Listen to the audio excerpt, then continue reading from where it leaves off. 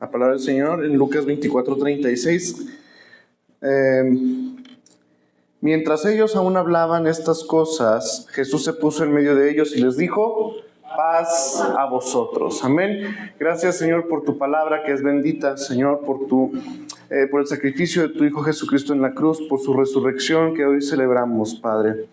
Habla nuestras vidas y no permitas que salgamos de la misma manera en que llegamos. Señor, en el nombre de Cristo Jesús, te damos gracias, te bendecimos y te adoramos por siempre. Amén.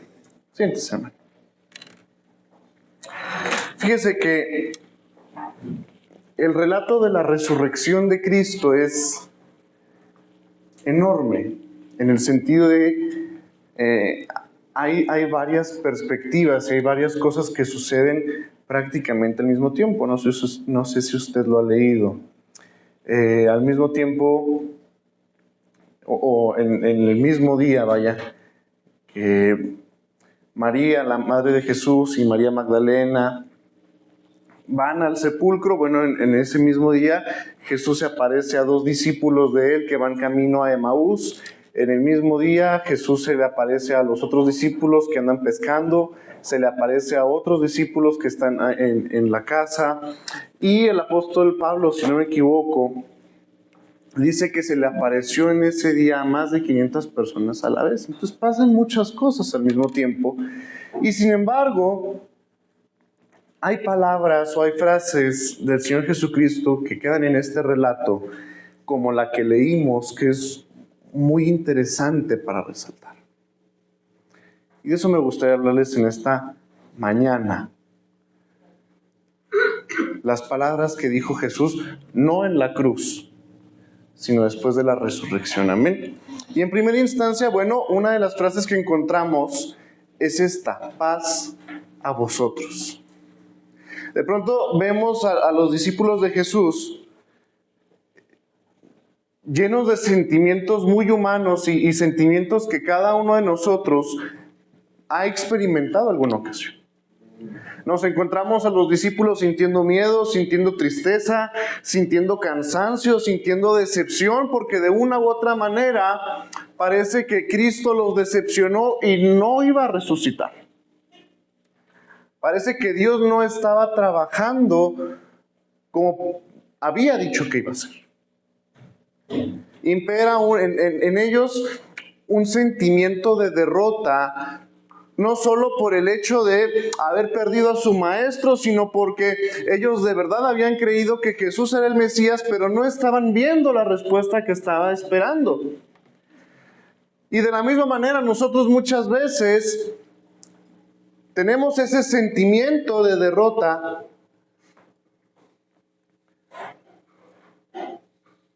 porque no sentimos que Dios esté trabajando de la manera que nosotros pensamos. Porque sentimos que Dios ya se tardó demasiado en hacer las cosas. Si usted lee el pasaje de Lucas, versículos anteriores, se va a dar cuenta que los 2 discípulos que van camino de Emaús le dicen: Señor, ¿que tú eres el único que no sabe que hubo un maestro que se llamaba Jesús de Nazaret y él dijo que iba a resucitar, pero no ha resucitado? O al menos no lo hemos visto, no nos hemos enterado que haya resucitado. Entonces los discípulos se sentían defraudados, se sentían decepcionados, se sentían derrotados enormemente porque al parecer Dios les había fallado. Y de la misma manera, insisto, nosotros muchas veces nos sentimos de la misma manera. Parece que Dios nos decepcionó, nos falló, no cumplió lo que había prometido, no trabajó de la manera que nos había dicho que iba a hacer, o es lo que pensamos porque para nosotros ya se le hizo tarde a Dios. Y entonces en ese sentimiento, lo primero que Jesús le dice a los discípulos que están reunidos en la casa no es un buenas tardes, ¿cómo están?, sino que se aparece, dice Lucas, en medio de ellos y les dice: paz a vosotros. Es decir, tengan paz. Paz que el apóstol Pablo después describiría como una paz que sobrepasa todo entendimiento. La primera palabra que el Señor Jesucristo le dice a los discípulos después de resucitar es paz a vosotros. Tengan paz en su vida porque yo no los defraudé. Tengan paz en su vida porque yo efectivamente resucité. Tengan paz en su vida porque Dios no es hombre para que mienta, ni hijo de hombre para que se arrepienta. Y tengan paz porque Cristo ha venido a traer paz entre Dios y los hombres. Por eso Cristo le dice a los discípulos: paz a vosotros. Y por eso Dios nos dice a nosotros: tengan paz. Esa paz que sobrepasa todo entendimiento. Porque Dios no llega tarde. Así es.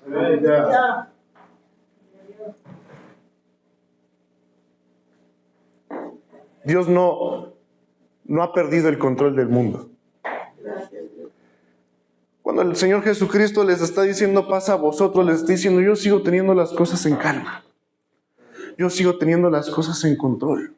De pronto Cristo se aparece en medio de ellos. Imagínense ese momento tan maravilloso en el que los discípulos están cayendo a pedazos porque Cristo había muerto. Y de pronto en medio de ellos, no en una esquina donde nadie lo viera, en medio de ellos se aparece y les dice: paz a vosotros. Cristo se aparece en medio de los discípulos a calmar una tormenta como la de la barca.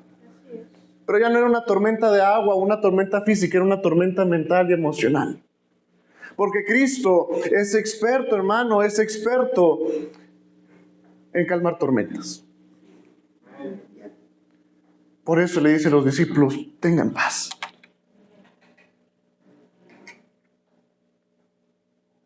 La primera palabra que Dios le dice, que Cristo le dice a los discípulos: tengan paz. Muy parecido a lo que los ángeles dicen cuando Cristo nace, ¿verdad? Gloria a Dios en las alturas y en la tierra paz. Porque Cristo vino a traer paz en toda la extensión de la palabra. Segunda instancia, la segunda palabra que el Señor Jesucristo le dice a los discípulos en Lucas 24:39, más abajito de donde leímos. Si usted gusta acompañarme con su vista, le dice: mirad mis manos y mis pies, que yo mismo soy. Palpad y ved, porque un espíritu no tiene carne ni huesos, como veis que yo tengo. ¿Qué les está diciendo el Señor Jesucristo a los discípulos? Sí soy yo, sí resucité, sí estoy vivo. Mira, tócame, apachurra, siente, mira cómo estoy comiendo. Sí soy yo, sí estoy vivo. Porque de pronto otra vez cuando nos decepcionamos y sentimos que Dios se ha tardado o no ha cumplido lo que ha prometido o no ha obrado como Él dijo que iba a obrar, de pronto parece que Dios está trabajando y decimos: ¿será que mi mente me está engañando? Y Dios dice: no, sí estoy trabajando. Y lo mismo pasa con los discípulos. Cristo le dice: sí resucité, sí estoy vivo, sí tengo el control de la situación, nada se ha salido de mis manos, el Señor no ha abdicado el trono, aquí sigue. Por eso le dice: sí estoy vivo, porque significa que Dios sigue siendo el Señor, el amo, el dueño y el que tiene el control de todas las cosas en este mundo. Sí, es aleluya. La constante que se repite en los relatos de la resurrección, tanto con María como con los discípulos del camino de Emaús, como con Pedro, como con los 11, como cuando están pescando, es una constante, y esa constante se llama, o se dice, o es que los discípulos entiendan que Jesús sí está vivo. De pronto la gente que pierde un ser querido dice: todavía siento que puedo escuchar su voz. Todavía de repente siento que lo veo ahí caminando. Póngase a orar si lo ve caminando en su casa, su ser querido. Y entonces, a lo mejor los discípulos podían decir: mira, se me afigura que es el Señor. Se parece. Y no. Jesús tiene que estar instando en que Él está vivo. En que no perdió el control de las cosas. Jesús le dice en el Evangelio de Juan, si no me equivoco, o en el mismo de Lucas, Dice que María Magdalena estaba llorando en el sepulcro de Jesús porque había visto que la piedra se había quitado y no estaba el cuerpo de Jesús, y se pone a llorar, y de repente el Señor dice, se le aparece atrás y le dice, oye María, ¿por qué lloras? Y María dice, pues, y María piensa que es el hortelano, el que cuida la tumba. Dice, Señor, si tú te lo llevaste, dime a dónde. Porque la tristeza no nos deja ver ni escuchar la voz de Dios. Porque ese sentimiento de decepción no nos permite ver que Dios está trabajando. Y entonces Jesús le grita, María, reacciona. Y voltea a María y le dice, Maestro, si eres tú. Jesús se encuentra con los caminantes, con los discípulos de Emaús. Y dice, Señor, ¿qué no sabes que hubo un maestro? Y ellos muy decepcionados y muy afligidos porque Cristo nomás no resucita, y están hablando con Cristo. Y les dice, no sean necios, no sean insensatos, no sean tardos para entender lo que dice la Biblia. Este era el propósito de Dios. La constante es que Jesús tiene que repetirle a todos sus discípulos que sí es Él el que está vivo. Tiene que sacar a los discípulos de esa mentalidad de derrota que a los humanos nos es tan fácil adoptar. Tiene que quitar a los discípulos de esa mentalidad de Pedro que dice, voy a irme a pescar otra vez. Tiene que sacarnos otra vez de donde nos había metido, de donde nos habíamos metido nosotros mismos. Y decirnos, sí estoy vivo y sigo teniendo el control de las situaciones. No tiene sentido que preguntes por qué, porque yo sigo teniendo el control de la situación. Amén.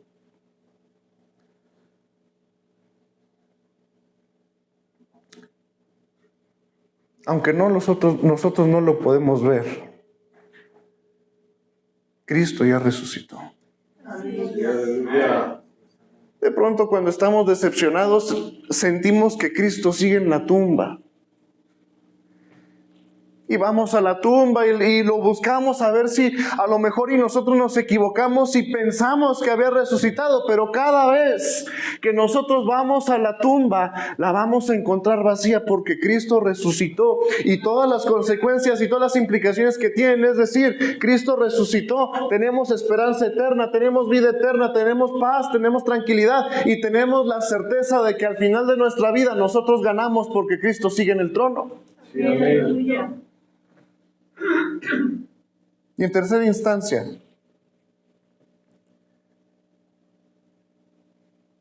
Jesús le pregunta a Pedro, ¿me amas? Y Jesús nos pregunta a nosotros, ¿me amas? De pronto otra vez decimos, Pedro se encuentra en un momento de su vida en el que se siente decepcionado, se siente acabado, porque había dejado 3 años de su vida en los que tenía una esposa, probablemente una familia, tenía por lo menos una suegra, y tiene que dejar todo eso y empieza a seguir a Jesús caminando por 3 años por todo Galilea y por todo Judea, y parece que no sirvió para nada, y entonces decepcionado dice, voy a irme a pescar otra vez. Y van algunos otros discípulos, entre ellos Juan. Y dice que Jesús se aparece en el mar cuando están pescando y les dice, hijitos míos, ¿no tienen algo que comer? Y el único que parece reconocerlo es Juan. Y grita emocionado y corriendo, es el Señor el que está vivo. Porque cuando tenemos el amor suficiente por Dios, hermanos, no nos cuesta reconocer la voz de Dios. No nos cuesta ver a Cristo en medio de las nieblas. No nos cuesta ver a un Cristo resucitado, aun cuando las circunstancias parece que se están desmoronando en la vida. Cuando amamos a Dios y cuando sabemos que Dios nos ama, no nos cuesta entender que es Cristo el que está resucitado y está diciendo, aquí estoy con ustedes, no tienes que regresar a pescar porque yo sigo vivo y estoy en el trono. Aleluya. Y entonces volteamos con los demás y le decimos, ahí está el Señor. No se quedó en la tumba. Aleluya. Pero entonces Pedro, después de que pescan demasiado y se van a la orilla a comer, tiene su primer conversación privada con el Señor. Y en esa conversación privada, Cristo le hace una pregunta a Pedro que nos hace hasta el día de hoy a cada uno de nosotros, y es: ¿me amas más que estos? Y Pedro le dice la primera vez: sí, Señor, yo te amo. Y Jesús le vuelve a preguntar: Simón, hijo de Jonás. No, Pedro. Simón, como su naturaleza carnal. Simón, hijo de Jonás, por segunda vez, ¿me amas más que estos? Sí, Señor, tú sabes que yo te amo. Y entonces viene una tercera vez. Y le dice: Simón, ¿de verdad me amas más que estos?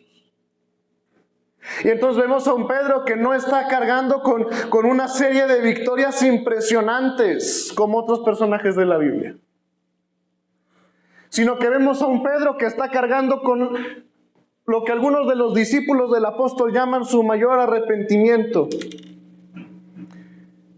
y es el haber negado a Cristo.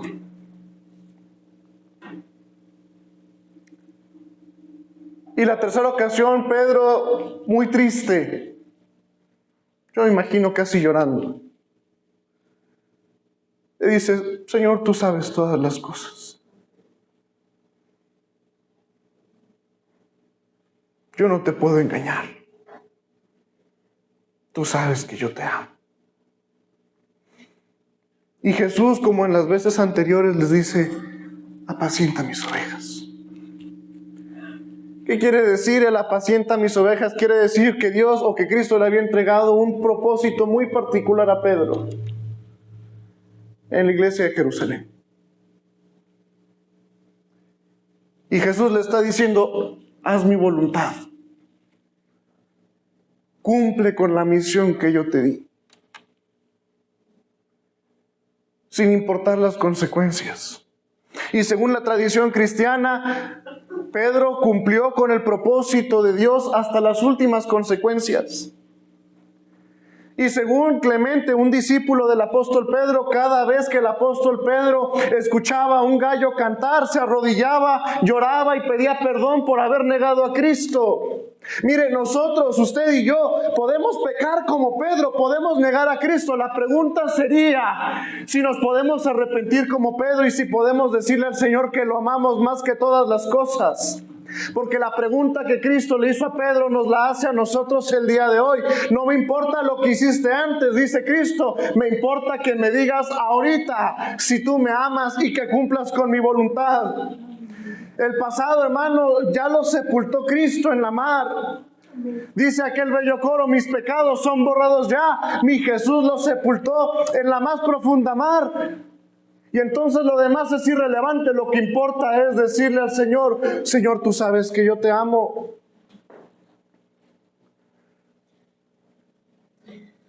Así es. ¿Qué respuesta le podemos dar a Cristo? ¿Cómo podemos pagarle a Cristo lo que hizo? Una semana para conmemorar lo que Cristo hizo por nosotros no parece suficiente.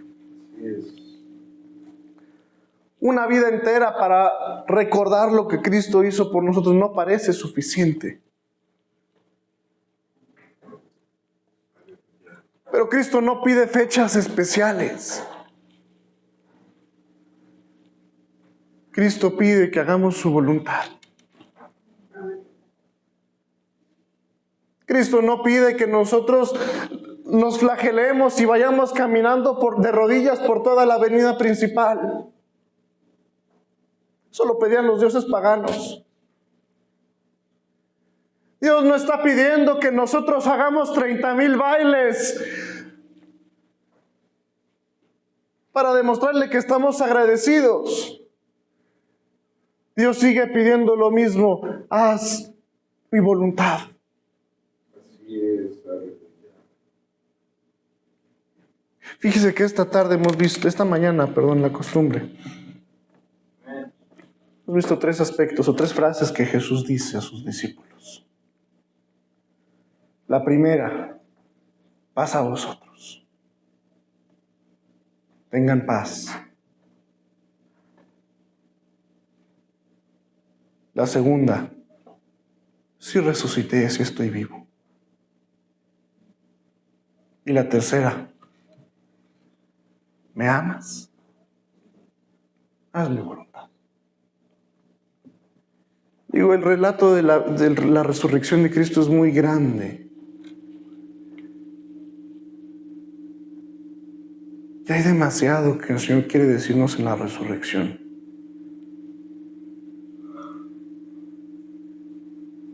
Pero la pregunta más grande que el Señor quiere hacernos es, ¿qué tan cierto es que me amas? ¿Qué estás dispuesto a renunciar porque me amas?